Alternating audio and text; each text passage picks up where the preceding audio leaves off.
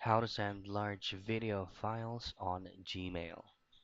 The first things first is you won't be able to use Gmail as a source of a tool where you can transfer or send over large video files.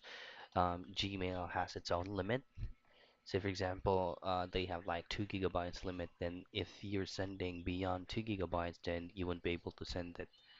What you can do is to use a partner from Google, which is going to be your Google Drive.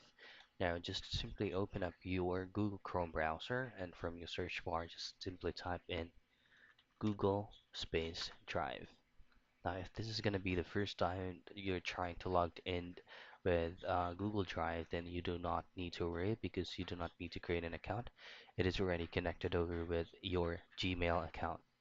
Now, choose on My Drive, and then this is where you can send all large files and many more.